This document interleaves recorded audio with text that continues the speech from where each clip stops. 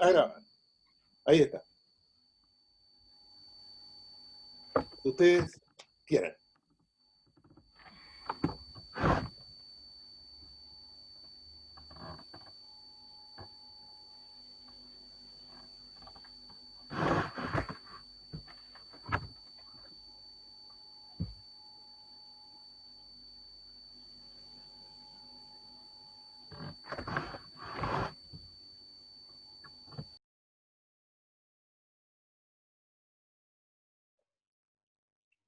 Ya, comenzamos nomás, profesor.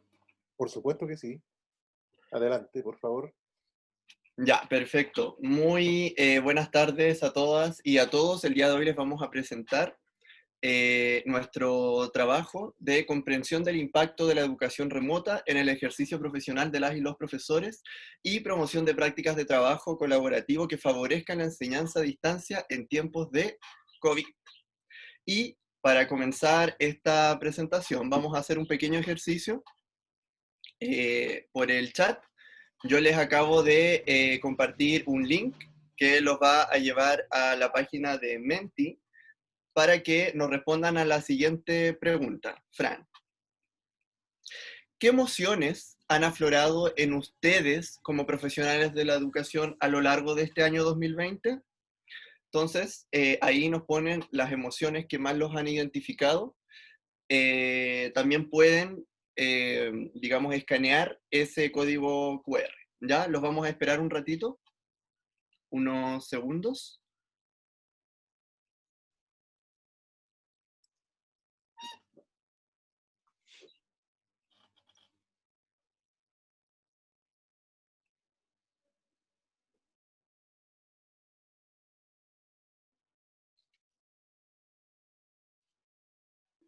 Ya, perfecto. Nos empezaron a llegar las primeras respuestas, así que les voy a compartir más o menos este es el panorama. Ya ahí se empiezan a repetir algunas palabras, ya ahí mencionan estrés, frustración, malestar, incertidumbre, ansiedad, desmotivación. Alguien pone también alegría, nerviosismo, agotamiento, abandono, tristeza, soledad, esperanza, satisfacción, etcétera, etcétera. Vemos cómo hay palabras, ¿cierto?, que predominan más que otras, como por ejemplo frustración, agobio, incertidumbre, angustia, estrés. Eh, Estas emociones que ustedes nos acaban de presentar se relacionan mucho también con lo que nosotros pudimos indagar a partir de este trabajo.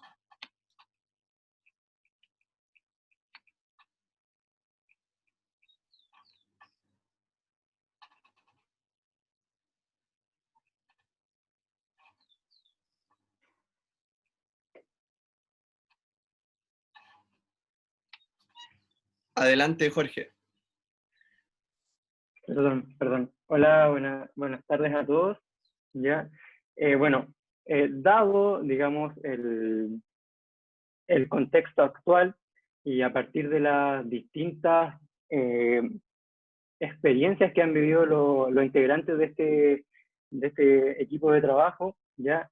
Emerge la necesidad de comprender, digamos, el impacto que ha tenido la enseñanza remota en las prácticas docentes. Al mismo tiempo, digamos, que surge la necesidad de promover estrategias de trabajo colaborativo como una manera, digamos, de instaurar mejores alternativas al trabajo docente que se está desempeñando en la actualidad. Ese sería nuestro problema, digamos, o cómo emerge nuestro problema de investigación. La siguiente. A modo de justificación de esta investigación, ¿ya? Como nos señala Murillo, digamos, algo que ha impactado a las escuelas es, debido a la pandemia, digamos, es el cierre de la mayor parte de los centros educativos a nivel mundial y, por supuesto, a nivel país, ¿ya? Y esto lleva, digamos, bastante tiempo llevándose a cabo, ¿ya? Y esto ha causado la instauración de una lógica de interacción profesor y estudiantes inédita o que nunca antes se había visto, digamos, tan ampliamente diversificado en los centros educativos. Es decir, hoy en día ya no hay esta interacción directa entre el profesor y el estudiante, sino que todo se ve a través de los medios tecnológicos y además, digamos, eh, lo cual también es una condicionante a la labor docente, ya que esto también va a depender de los distintos contextos en los que los profesores y estudiantes estén relacionando. Por lo tanto, esta nueva interacción dada por la pandemia es de interés, digamos, de este grupo. También hay la irrupción de, digamos, como a partir de todo lo que he comentado, de estas nuevas problemáticas vinculadas al ejercicio docente como tal, ¿ya? Sin embargo, dado que los establecimientos educacionales son una comunidad, digamos, educativa, existen instancias en las cuales estos se pueden estar vinculando y estar interaccionando de manera de generar estrategias, y eso es lo que hemos visto y recogido de nuestras distintas experiencias en nuestros distintos centros educativos, ¿ya? Por lo tanto, el aspecto comunitario en el cual se colaboran los distintos actores y docentes, digamos, en los centros educativos es algo que nosotros también reconocemos como algo importante en este proceso de investigación. Y como foco, digamos, en este diseño de investigación, está un establecimiento educacional municipal de la comuna de Santiago, donde básicamente ellos han explorado una sensación de abandono que surge, digamos, a partir de la tarea de enfrentar esta nueva forma de enseñar sin tener necesariamente los conocimientos para afrontar esta forma de educación, digamos, virtual.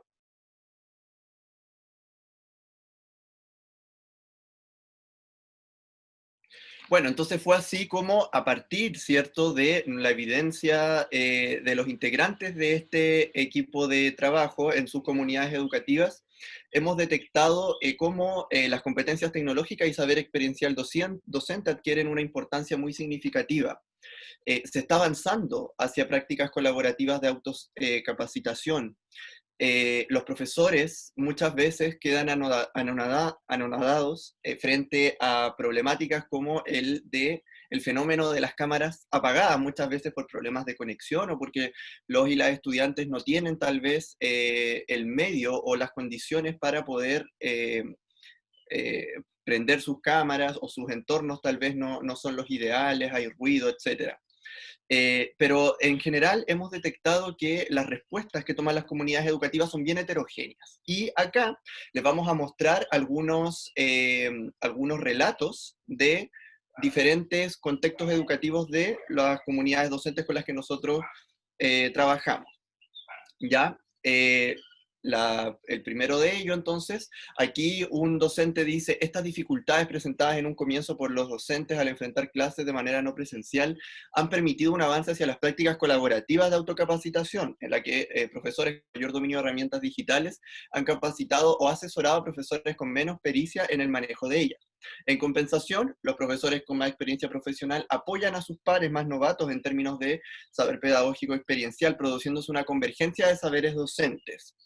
Veamos ahora otro relato, ya que habla de una realidad distinta.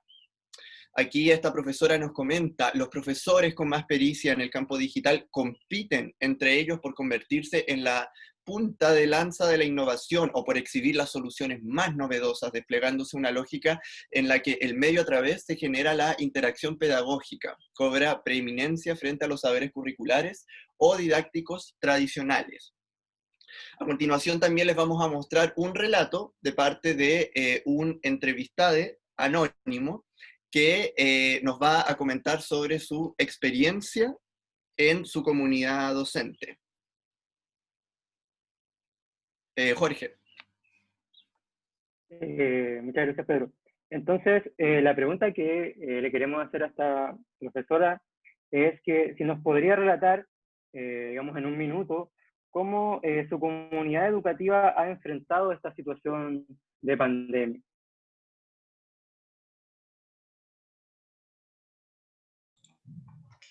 Bueno, nuestra situación en el colegio fue como el equipo de ciencia en general, por soy profesora de ciencia, estaba conformado por gente mayor, gente que estaba a punto de jubilar o que estaba muy cerca de jubilar. Entonces, ellos no dominaban cómo usar Zoom, cómo usar Google Meet, no sabían de Google Drive, no sabían ocupar Classroom, ocupar otras herramientas digitales en sí.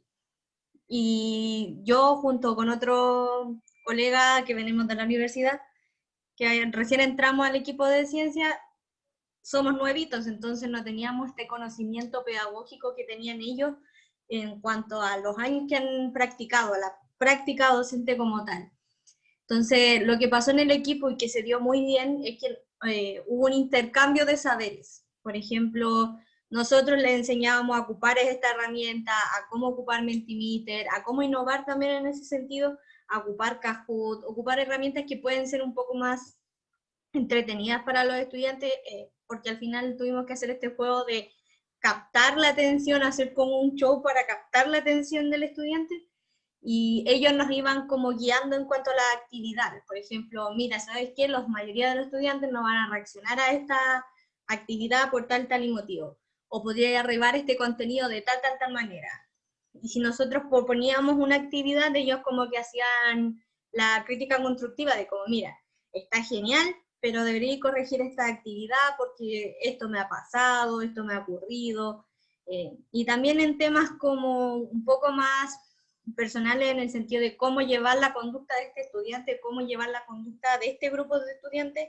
Ellos nos decían, mira, tú lo puedes afrontar de esta manera, o podrías hacer esto. Entonces, en ese sentido, en el equipo como que se unió más en pro de ayudarse. Hasta incluso se participaban en los cursos que no nos correspondían. Por ejemplo, nos tocaban cuarto medio, nosotros podíamos ir a ayudar a tercero medio, primero medio, octavo, y así sucesivamente, con tal de ayudar a los demás profesores como ellos nos ayudaban a nosotros. Eso. Muchas gracias. Muchas gracias a nuestra entrevistada por esa valiosa experiencia que un poco da cuenta de esta heterogeneidad, de cómo han enfrentado las comunidades educativas la pandemia. Ahora vamos a brevemente algunos antecedentes más teóricos. Bueno, la literatura respecto a este tema es bastante reciente, porque básicamente es algo nuevo. Murillo y Duck, por ejemplo, sostienen que la minoría de los profesores manejan las tecnologías con sentido pedagógico y saben cómo diseñar procesos de aprendizaje en entornos virtuales, ¿ya? Mientras que Arancibia, Cabrero y Marín dicen que se han identificado en el trabajo que ellos hicieron una serie de creencias y resistencia a actitudes negativas hacia las innovaciones pedagógicas, muchas de las cuales se relacionan con la falta de capacidades técnicas en TICs. Por lo tanto, a modo de cierre de esta problematización, Fran, podemos decir que el trabajo colaborativo constituye una herramienta para enfrentar y adaptar esta nueva modalidad de enseñanza.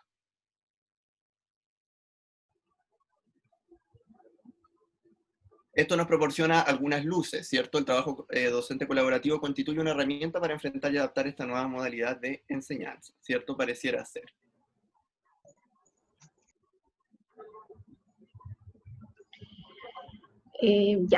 El objetivo general de nuestro trabajo es diseñar un estudio para impulsar prácticas efectivas de educación a distancia en base a la experiencia de docentes en tiempos de pandemia.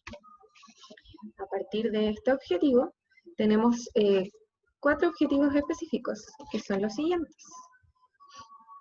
Identificar las dificultades que enfrentan los y las docentes frente a las clases de manera remota, describir cómo perciben la educación remota los y las docentes desde su experiencia, analizar prácticas educativas en tiempos de pandemia, y por último, promover prácticas exitosas durante la educación a distancia. En cuanto al proceso de este trabajo, como grupo, lo siento, va pasando una ambulancia. Como grupo trabajamos y nos reunimos cada miércoles en ese espacio que se daba en las mismas clases, desde el 19 de agosto hasta la fecha.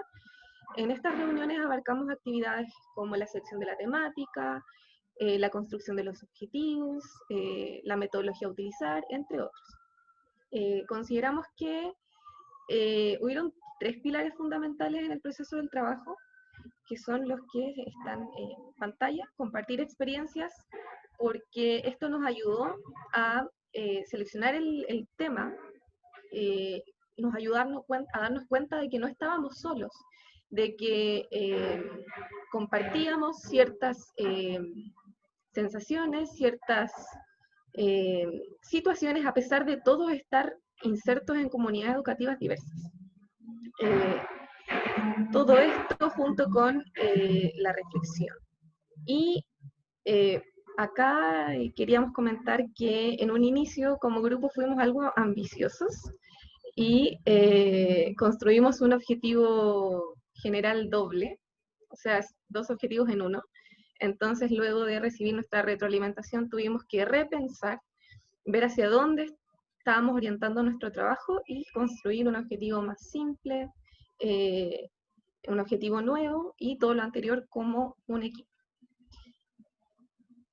Como comentaba mi compañero Jorge en la justificación, nosotros decidimos seleccionar una comunidad educativa.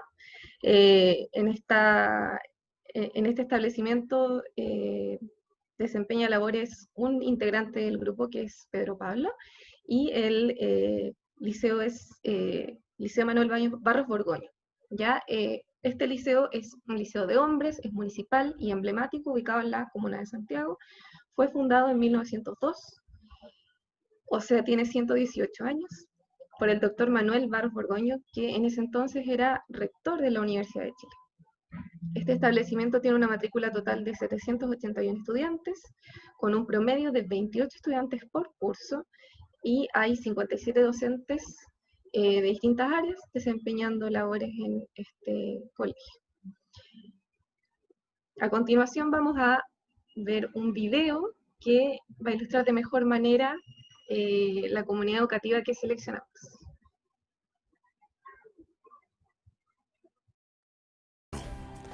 Y el león borgoñino. Habita actualmente en las regiones del norte de África y Asia, aunque también se les suele ver en San Diego 1547. Pueden vivir entre 14 y 20 años, aunque se sabe de leones que viven desde 1902. Los leones tienen cuerpos potentes que emplean para comunicarse a través de una gama de expresiones corporales y faciales.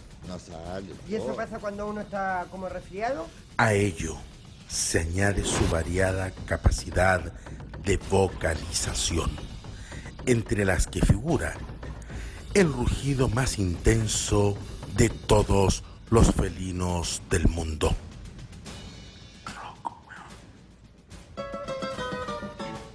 El Mundial del 62 es una fiesta universal, un sonoro sachet y bailemos rock and roll.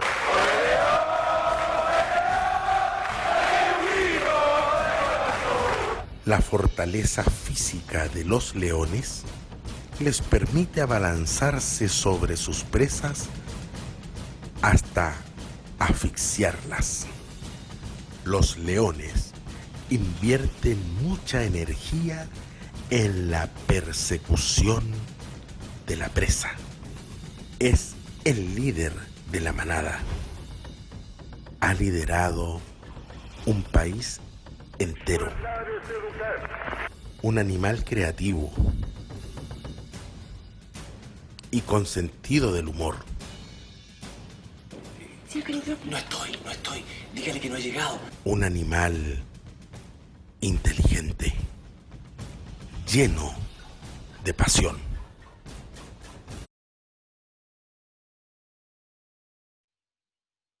Ya, mostramos solo un extracto por términos de tiempo, ¿ya? Pero más o menos para que se hagan una idea de la comunidad educativa.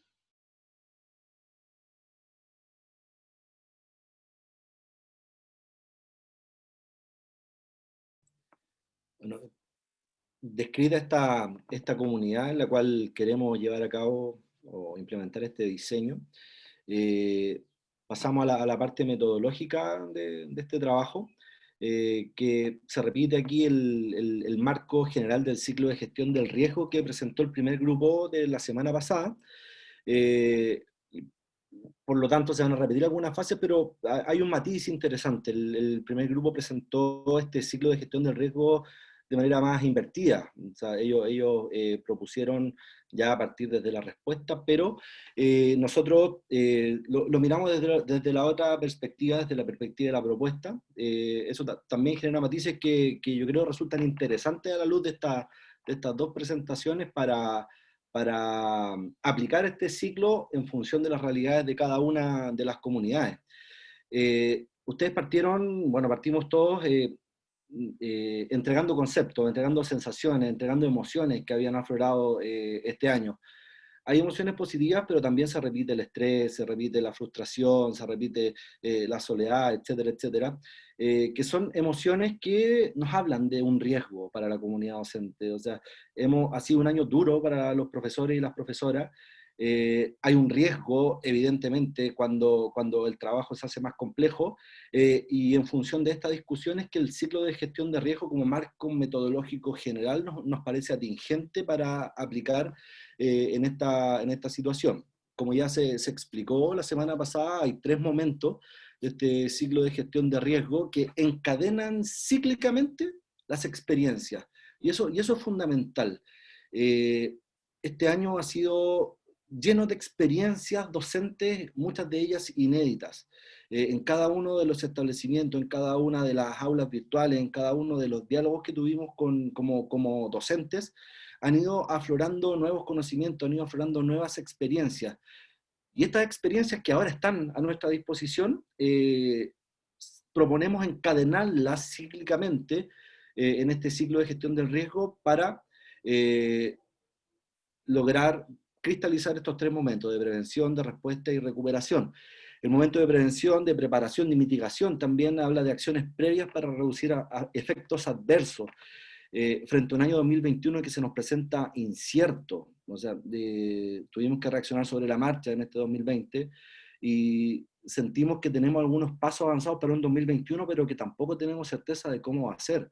No sabemos si va a ser semipresencial, totalmente online, no sabemos qué grado de apertura van a tener las escuelas, por lo tanto, proponemos a través de este ciclo de gestión del riesgo y a partir de las experiencias que pretendemos encadenar cíclicamente, prepararnos y tratar de encontrar respuestas para las múltiples dificultades que hemos tenido este año, porque han sido multidimensionales. O sea, hemos tenido dificultades para enfrentarnos con la tecnología, que es lo que se ha repetido mucho, para comunicarnos con nuestras comunidades educativas, para manejar las emociones, tanto de docentes con apoderados, y muchas de estas respuestas han surgido de la colaboración entre docentes. Por tanto, este momento de prevención, de preparación, mitigación, tiene que apuntar hacia allá.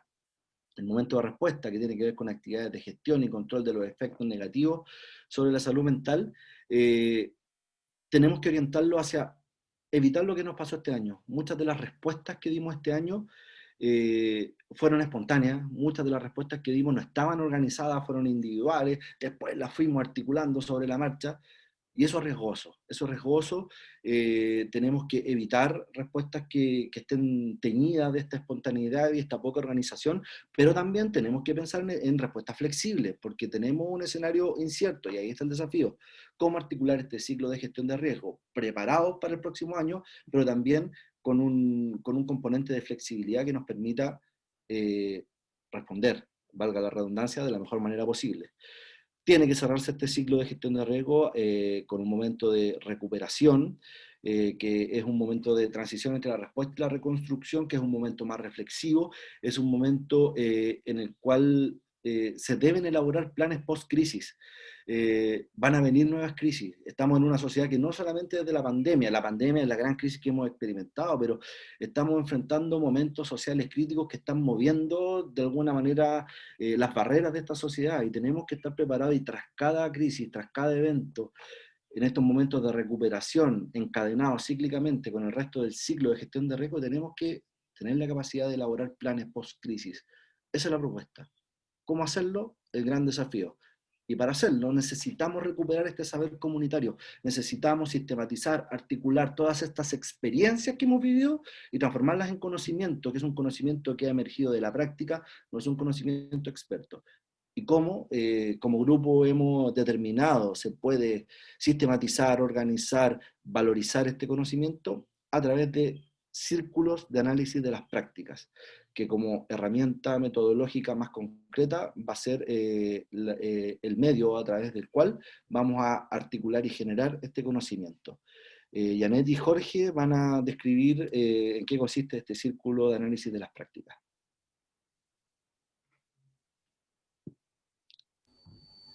Ya, gracias. Bueno, ya hemos visto, ¿cierto?, que la comunidad de alguna manera está dañada, y lo que viene es que debe replantearse lo que han sido, porque la comunidad ya cambió con todos estos problemas que se han presentado desde marzo a diciembre, pero no tenemos que solamente circunscribir todo a marzo a diciembre, porque las comunidades siempre están pasando por procesos y por ciclos que la van a llevar a cambiar. Y eso es lo interesante, ¿cierto? Las comunidades no permanecen, no son estáticas, sino que todos los miembros que la constituyen están en crecimiento constante. Para poder realizar este cambio, la comunidad debe centrarse en la reflexión, en el análisis y recuperación de los aprendizajes ocurridos al interior de la comunidad, para lo cual nosotros, tal como lo presentaron, hemos elegido la metodología del Círculo de Análisis de las Prácticas, CAP, que es una metodología que se centra en el proceso que vive la comunidad. Esta metodología la podemos definir como un pequeño grupo de docentes y educadoras que, desempeñando una misma función de apoyo o de gestión, se reúne periódicamente a reflexionar sobre sus prácticas, utilizando un método de conversación que les permite focalizar sus propias percepciones y emociones puestas en juego en su labor para favorecer la reflexividad personal y grupal, generando así nuevas alternativas de acción y nuevos climas emocionales. Lo interesante de esta propuesta es que no hay un saber experto, no viene alguien de fuera de la comunidad a decirnos lo que tenemos que hacer, sino que es la misma comunidad la que ha identificado cuál es el problema. Es muy interesante también porque se generan nuevos conocimientos, nuevos ambientes, se refresca la comunidad, los saberes acá son compartidos.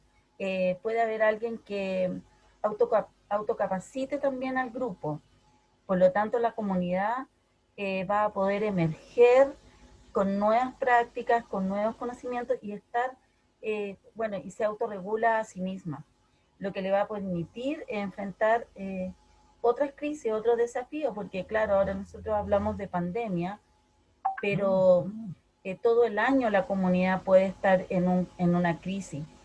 Pero lo interesante acá es que la comunidad identifique cuál es el problema y situarse solamente en una cosa. La comunidad no trata de abarcar en este análisis, en esta reflexión, muchos problemas, sino que solamente fija su atención en una cosa, la resuelve, crece como comunidad y puede así generar nuevos saberes y enfrentar nuevas problemáticas. Entonces la comunidad genera acciones en conjunto. Y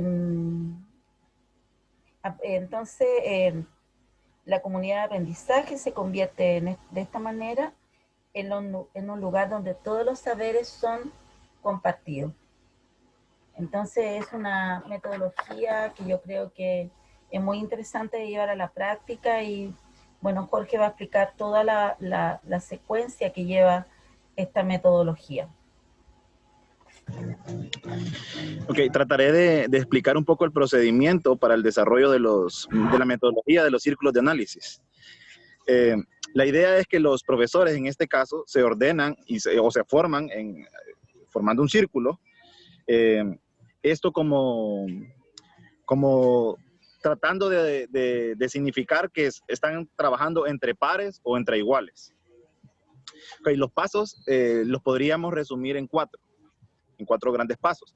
El primer paso sería la presentación de un episodio complejo, un episodio que al parecer de un docente le resulta significativo para él y para compartirlo con sus demás compañeros. En este caso, para los propósitos de nuestra investigación, el episodio está relacionado con la modalidad virtual. El desarrollo de la modalidad virtual, algún problema que ha conllevado el estar inmersos en la modalidad virtual en tiempos de pandemia. Entonces, el docente detallará un episodio, tratará de dar la mayor cantidad de detalles para que los profesores comprendan todo el contexto en el que se desarrolló ese episodio. Luego los profesores harán una especie de entrevista tratando de indagar al detalle todos los elementos que constituyeron ese episodio. El paso número 2, que se llama descripción del episodio, en este caso el protagonista, o sea, el profesor que está detallando el episodio, tratará de revelar cuáles fueron las emociones, los sentimientos, las percepciones que le generó tal episodio. Sus compañeros profesores y profesoras tratarán de justificar el comportamiento o el accionar de su compañero, porque seguramente ellos pasaron situaciones similares durante este periodo de modalidad virtual en tiempos de pandemia. El tercer gran paso es la formulación de alternativas.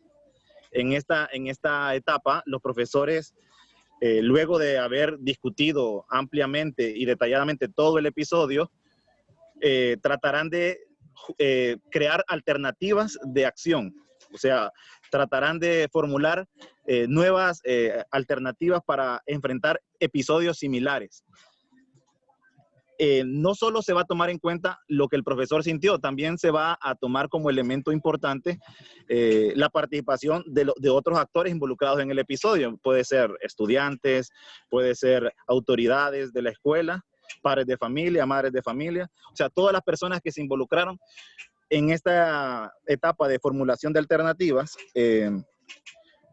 Se tratará de crear rutas de acción para enfrentar situaciones similares a la problemática que se está tratando.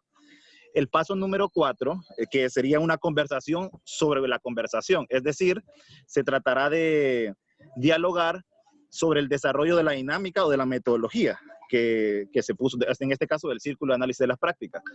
¿Qué sentimiento le generó estar dentro de la dinámica de la práctica, la discusión, el análisis que se hizo? En esta etapa es muy importante porque el cuerpo docente se cuestiona si el espacio realmente contribuyó para el autocuidado del grupo y si realmente este espacio sirvió como un espacio de contención afectiva para el cuerpo docente. En este espacio también se podrían hacer algunas modificaciones en la dinámica que se implementó con el propósito de mejorarla. Bueno, y así ese sería el desarrollo de la metodología Círculo de Análisis de las Prácticas. Gracias, Jorge. Buenas tardes, profesor, compañeros. Me corresponde dar la conclusión, la realizaré en 5 puntos. Comenzaré mencionando que la pandemia ha desnudado la realidad de las comunidades educativas y ha desafiado a las comunidades a trasladar las actividades escolares al mismo hogar, interrumpiendo e invadiendo la vida familiar. Además, ha visibilizado la precariedad de los recursos de los que disponen las comunidades educativas y las familias para enfrentar esta actual crisis. Sin embargo, a pesar de esta situación que no es muy buena, las comunidades en su afán de llegar a toda la comunidad con la enseñanza-aprendizaje y no perder el vínculo, que es un tema de salud mental importantísimo, busca y emerge soluciones como las autocapacitaciones sobre TIC, es decir, las comunidades buscan entre sus saberes, entre sus profesionales, buscar soluciones, y aparece inmediatamente el trabajo colaborativo, que ha sido la gran respuesta a esta realidad que hemos vivido este año, y que ha sido parte también del CAP que presentaba Jorge. El objetivo general de nuestra investigación es diseñar un estudio para impulsar prácticas efectivas de educación a distancia en base a la experiencia de docentes en tiempo de pandemia. La metodología desarrollada para este diseño es el ciclo de gestión del riesgo del profesor Martínez de este año, porque los problemas y el impacto que ha generado el proceso de enseñanza a distancia han levantado una cantidad de experiencias significativas. La flexibilidad para adaptarse a los cambios, priorizar la contención emocional sobre otras tareas, son aprendizajes que no solo son importantes para enfrentar la actual emergencia, sino que para cualquier otra. Y además propician y promueven prácticas de trabajo colaborativo que favorecen la enseñanza a distancia, que son encadenadas cíclicamente en los 3 momentos: primer momento prevención, preparación, mitigación, luego momento de respuesta, y por último, momento de recuperación. Y por último, mencionaré que la pandemia y la tensión entre matriz institucional y matriz comunidad. La escuela como santuario del saber, la matriz institucional, como históricamente ha existido, este año cayó. Y solo ha permanecido viva la matriz comunidad, sustentada en el vínculo, que se basa en la comunicación humana entre profesor-estudiante, profesor-apoderado, entre profesores y asistentes de educación, entre la conversación en la misma comunidad educativa, que está preocupada por las personas, más que de lo institucional, y preocupada por sus emociones, que buscan dialogar sobre nuestro ser, sobre el ser de las personas, para hacer esta comunidad efectiva, en esta nueva modalidad que vive como una comunidad.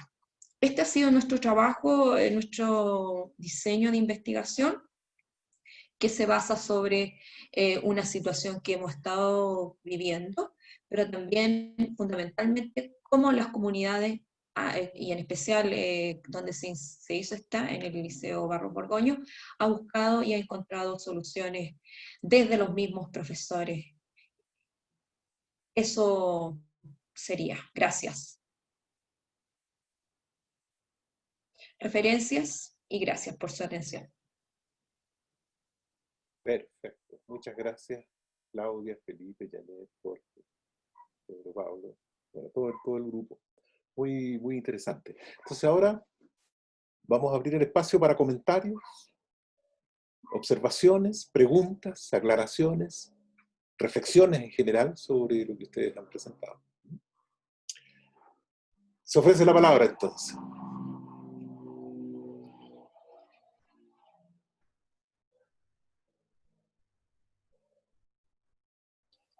Profe, yo quiero comentar. A ver. Quiero partir primero felicitando al grupo, porque de verdad que lo pasamos muy bien. Para ser media hora de presentación se hizo muy ameno y hasta como que lo del león, como que dije, ¡ay! Como que se me paraban un poco los pelos. Dije, en verdad es muy importante esto del sello educativo, así que muy, muy interesante cómo lo propusieron todos, cómo se escucharon. Precisamente quería partir desde ahí. Cuando hicieron el Mentimeter surgieron palabras, bueno, connotaciones bastante negativas, que es de donde nos posicionamos la mayoría de esto en esto de pandemia. Lo otro, felicitarlos porque es un tema súper contingente que no está resuelto aún y que es importante. Esto es lo que tenemos que hacer ahora, sobre todo a fin de año. Sentarnos a gestionar conocimiento respecto a qué va a ser del 2021, para que no sea tan reactivo como lo fue este año. Y me quedo con las percepciones positivas, como que me ayudaron a ver la percepción más positiva, qué significa esto, porque yo voy a ser sincera, yo en el meter coloqué 3 cosas negativas, como, ay, me pasó esto, me frustré, me pasó acá, me pasó allá, como que muy negativa. Y al leer a mis otros compañeros también me hice ver, cuando leí la palabra alegría, dije, oh, pero también ha pasado esto de que hemos colaborado con algunos colegas, que hay otros que se ha dado mucha facilidad en el trabajo, que hemos conocido apoderados que nunca los conocíamos y ahora por pantalla al menos ahí se mostraron más. Entonces creo que es súper importante visibilizar lo importante que es lo que hicieron los chiquillos. Es realmente relevante, siento que es atingente no solo por el año, sino por el momento del año. Creo que es pertinente en este momento sentarse precisamente a discutir este tipo de cosas y hacer este ciclo de riesgo que propusieron ellos. Y eso, me queda para cerrar, me queda la invitación de sacar lo positivo, porque lo negativo ya todos lo tenemos un poco claro, pero esto de lo no reactivo, sino que, bueno, el Ministerio ya está pidiendo 3 propuestas, pero igual que sean aterrizadas, que sean contextualizadas, porque ellos siempre piden cosas, pero las piden así bien somera, entonces uno tiene que sentarse, y creo que este mecanismo es una gran respuesta para... se convierte en una metodología real que podría ser una verdadera solución para estas preguntas que se están planteando toda la comunidad educativa, así que los felicito y gracias por llevarme a esa reflexión final un poquito más optimista, así que muchas gracias, felicitaciones, felicitaciones. Gracias, Angelina. ¿Otra opinión? ¿Otro comentario? Sí, a mí me gustaría hacer una pregunta. Alejandra. Primero felicitar al grupo por la preocupación no solo de la presentación de los contenidos, sino también por movilizar recursos que son propios de esta tecnología que estamos usando. O sea, usaron audio, usaron audios como testimonio, que no sé si estaba grabado o era ahí en vivo el testimonio de la profesora. Usaron imágenes, usaron video, intentaron movilizar una serie de recursos que son propios de este formato. Creo que ahí hay una preocupación que es interesante destacar. Mi pregunta es súper básica, fundamental y esencial. Yo quisiera preguntarles qué aprendieron con realizar este trabajo de reflexión y de investigación.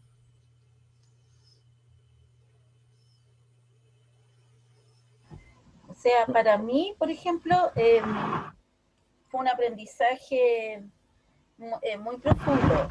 Primero, el poder compartir con el grupo, que formamos una pequeña comunidad nosotros, ver, como se dijo en un comienzo, que no estamos solos, porque todo lo que ha ocurrido, que mostramos hoy día, lo que mostraron nuestros compañeros la semana anterior, nos ha pasado a todos.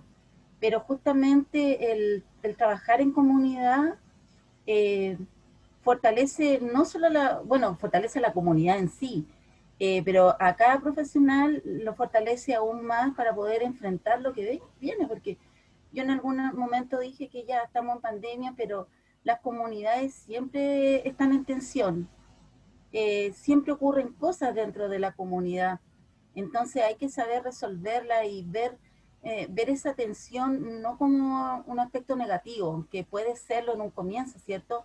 Pero eso negativo hay que transformarlo en una fortaleza, en una virtud, y se hablaba de los saberes. Yo creo que los saberes, los profesores, manejamos distintos tipos de saberes. La comunidad en sí puede dar cosas distintas, o sea, cada persona puede contribuir desde su propio espacio. Yo creo que eso se trata, lo que hemos aprendido, lo que yo aprendí ahora, que cada uno, desde su propia experiencia, puede aportar a la comunidad, me puede aportar a mí, y en bien común, porque decir la comunidad no es nada, o sea, no se trata de trabajar de manera aislada, no se puede. Hoy en día no podemos, y justamente la pandemia sacó eso, que tuvimos que trabajar más colaborativamente con los profes, con los colegas, y eso que estábamos muy lejos, porque a mí me pasa que yo trabajo en una escuela muy chica, que tiene un curso por nivel, por lo tanto no hay paralelos, no hay nada. Y cada uno cumple su hora y se va, porque además tenemos muy pocas horas y nos vamos para nuestras casas. Entonces no existen estos espacios de reflexión y de compartir, y si los hay son muy pocos. En cambio ahora, estando muy lejos de los colegas, yo creo que hemos compartido mucho más que si hubiéramos estado de manera presencial, porque nos vimos, entre comillas, obligados a hacerlo, porque teníamos que sacar justamente a nuestra comunidad adelante, y que la conforman los estudiantes. Y era por eso también que nosotros nos unimos bastante. Pero a mí había cuestiones acá que yo no conocía, que no sabía que tenían un nombre, y ahora sé que las tienen, que tienen un nombre, que es una metodología, que uno la hace de manera a veces muy autodidacta, pero que está ahí, está a la mano y una herramienta para poder usar. Eso, profe. Yo quiero aportar a la respuesta también, Alejandra. La pregunta es más bien profunda, está disfrazada de sencilla, pero es una pregunta bien profunda. Coincido con Janet desde que habla desde el conocimiento que se genera en este diseño, desde la colaboración. Pero me quiero remontar más atrás, a lo más elemental, porque todavía recuerdo que este grupo de trabajo se armó en el chat de la clase. Cuando se estaban armando los grupos, estábamos en el chat, ¿quién no tiene grupo? Me apunté yo, se apuntó otra persona. El grupo se armó en el chat con un personaje anónimo heterogéneo total, y nuestras primeras discusiones fueron bastante poco fluidas, porque empezamos a conocernos, no afloró el conocimiento a primera instancia. Costó agarrar vuelo.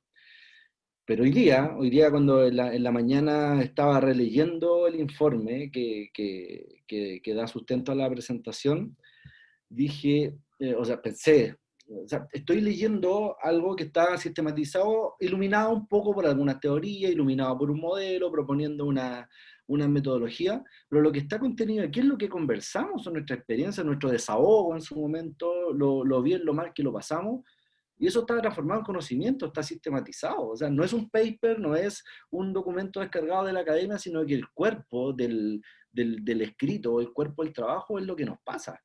O sea, y de alguna manera, y pensando como en el norte que tiene este curso, o sea, yo siento que logramos construir conocimiento a partir de nuestros saberes y de nuestra experiencia comunitaria, de comunidades súper distintas. Hicimos confluir en un espacio, ni siquiera un espacio físico, hicimos confluir en un espacio digital, experiencia que pudimos hacer, las pudimos juntar, arrimar, ver cómo se tocaban entre ellas, y salió algo que, o sea, siento que nos va a aportar, y me pliego a lo que decía Angelina cuando comentó, que le agradezco el comentario también muy, muy alentador para nosotros. Pero mirar todo esto que nos pasó en perspectiva de hacer, o sea, y que nos tenemos que seguir preparando, y que las sociedades estancas ya no existen, o sea, hoy más dinámico que nunca, o sea, más dinámico. La sociedad contemporánea ya, si bien era cambiante, esto ya lo superó, la dinámica es mucho mayor, y siento que con este tipo de reflexiones, rescatando nuestros saberes, rescatando nuestra experiencia y creyendo en ella, podemos lograr cosas súper buenas. Eso por lo menos es aquello con lo que yo me quedo, y siento que estas experiencias que vivimos en un Zoom, en un periodo de clases que nos otorgaron presencialmente y con más tiempo para vernos las caras, se va a duplicar este impacto. De verdad, creo que eso es lo positivo que rescato de todo este trabajo. Yo tengo una pregunta que da para mucho, pero por lo menos sí. Sobre todo en relación a lo que nos presentó Claudia al final. Ella nos presenta una hipótesis muy osada, muy novedosa, muy interesante, ¿ya? Dice, la matriz institucional se desploma con esta pandemia y emerge con más fuerza la matriz comunitaria, ¿ya?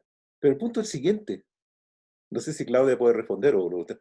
¿Cómo trabajamos los vínculos afectivos propios de la comunidad a través de estas plataformas a distancia? Profesor, yo quise plantear este tema porque yo creo que este año la escuela como institución no existe. Y en todas las conversaciones dicen, ¿pero qué enseñan los profesores si la escuela no existe? Bueno, la escuela sí ha existido, pero como comunidad, como institución que se preocupa de los planes, del currículum, eso desapareció este año. Pero se mantuvo la comunidad, el vínculo entre profesor y estudiante, el llamado por teléfono diario, El trabajo hormiga que se hizo este año, profesor-estudiante, fue increíble, fue 24/7. Este año nosotros tenemos, le digo como institución a la cual yo pertenezco, y Pedro Pablo puede decir lo mismo, que la institución que trabajamos, el vínculo nulo, ese que no existió, fue muy bajo. Y ese vínculo se dio gracias a los profesores jefes, gracias a los profesores de asignaturas también, y a los equipos de convivencia escolar, y obviamente a los liderazgos que emergieron en estos momentos, pero fue gracias al tesón y al trabajo colaborativo de todos los profesores. Porque este año nuestra expectativa como profesores no fue el currículum priorizado, sino que el vínculo estudiante-profesor, porque sabíamos que la situación no era fácil, era bastante complejo. Nosotros tenemos estudiantes de alta complejidad sociocultural, por lo tanto, ese tema era fuerte, era prioridad. Y creo que si logro responder su respuesta, yo creo que las redes sociales, en particular el WhatsApp, fue el que mantuvo mejor este vínculo, y que obviamente es porque las redes sociales, el WhatsApp es gratuito, y porque ahí afloraron todas estas cosas que nos hacen ser humanos, que nos mantienen vivos a nuestra realidad, a nuestro ser, que son los sentimientos y las emociones, que son yo creo que fue la gran novedad este año, hablar de las emociones y de lo importante que son, no solamente en el diario vivir, sino que relevar la emoción como fundamental para el aprendizaje. Eso, profesor, no sé si le respondí la pregunta. De todas maneras, Claudia, muy, muy, muy bonita su respuesta. Muy bonita. Gracias. Nos queda... solamente bien cortito, complementar un poco la respuesta de Claudia. Efectivamente, yo creo que hemos tenido que repensar las relaciones, las estamos viviendo de una manera en que tal vez hace un año hubiese sido imaginable. Yo, por ejemplo, jamás me hubiese imaginado que le iba a agarrar cariño a un cuadradito con un nombre, por ejemplo. O sea, yo, por ejemplo, soy el profesor jefe de un tercero medio de 35 estudiantes. Durante la mayor parte del año solamente le conocía la cara a unos 3. Los demás no tenían cámaras porque no podían, etc. Y hace un mes más o menos en el liceo se organizó digamos, un trámite que tenía que hacer presencial, que era el de la electividad para cuarto medio. Entonces, a mí me tocó organizar, y ese día yo recién conocí a mis estudiantes. Pero el vínculo que nosotros tuvimos a través de Zoom, a través de WhatsApp, etc., hizo como repensar, a mi juicio, cómo uno vive las relaciones. O sea, definitivamente fue súper choqueante al principio empezar a relacionar las voces que uno ya las conocía con las caras. Eso fue pero heavy. Pero el cariño, el apego, la contención estuvo durante todo el año, independientemente de eso. Y entonces yo comparto con Claudia. Este año, sobre todo, la escuela en la escuela, digamos, ha imperado más que el tema académico, pienso yo, o el técnico pedagógico, el lado más humano. Perfecto. Rodrigo, ¿usted quiere aportar algo? Quiero preguntar hartas cosas, la verdad. Un poco perdón. No acotar, quiero preguntar cosas. Felicitaciones, muy linda presentación, demasiado buena, diría yo. Ustedes situaron audiovisualmente la presentación en Barros Borgoño, y nos quedó súper claro ese episteme. O sea, no un episteme, sino que como ese golpe. ¿Hacen alguna consideración a esta comunidad cuando plantean los círculos de análisis de las prácticas? Porque como que no vi que estuviera adecuado a esta comunidad el círculo de análisis de práctica.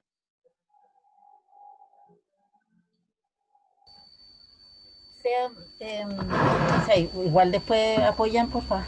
No, nosotros al principio mostramos, cierto, que, bueno, todos somos profes y estamos en distintas comunidades, algunos de básica, otros de media, somos profesores de lenguaje, otros de ciencia y así.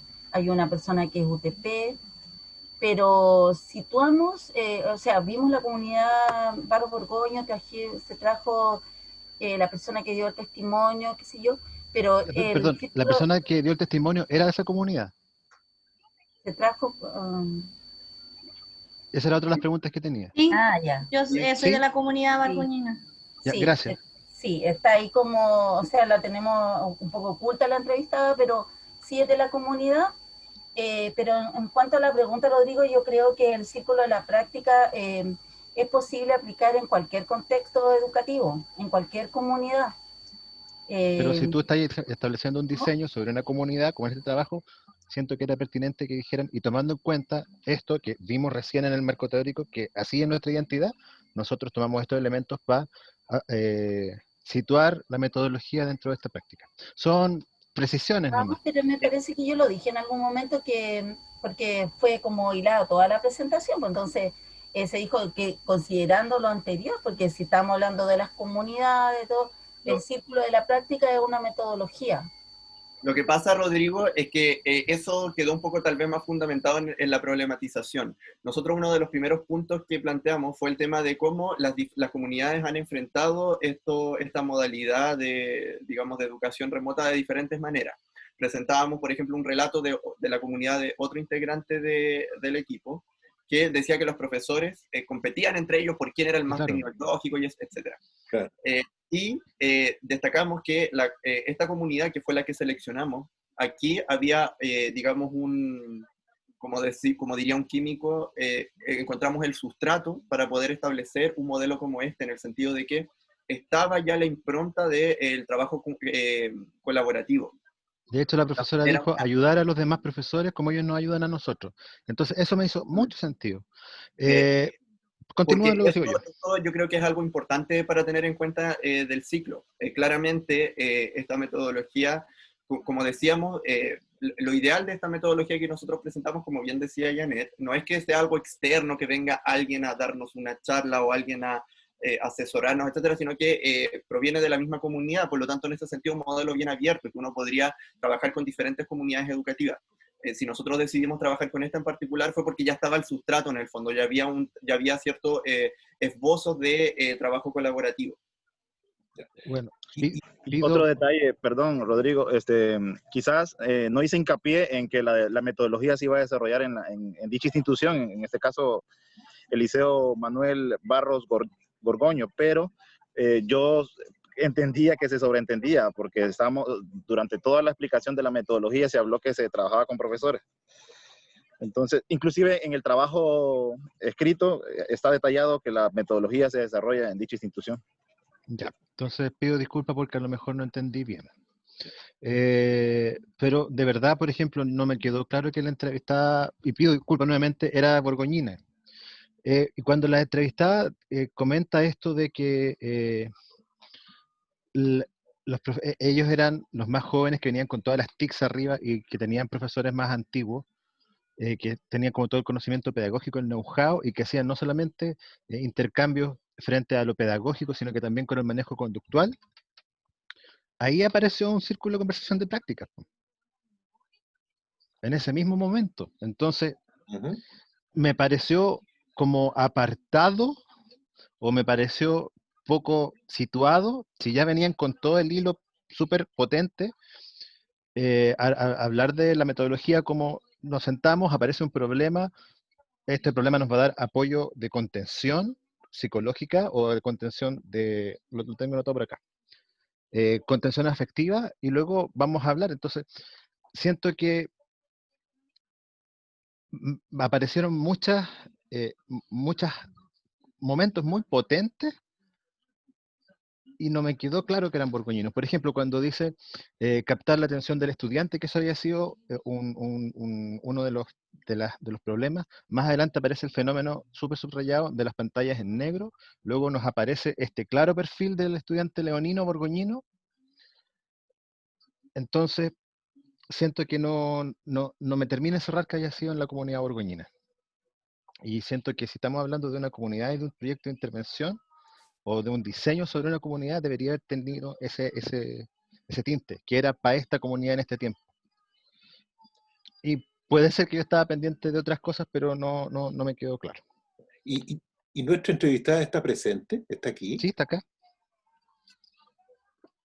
¿Sí? ¿En serio? Muy cortito. Y lo otro que me quedó la impresión cuando Jorge expuso que los círculos de conversación sobre las prácticas daban apoyo afectivo, contención afectiva.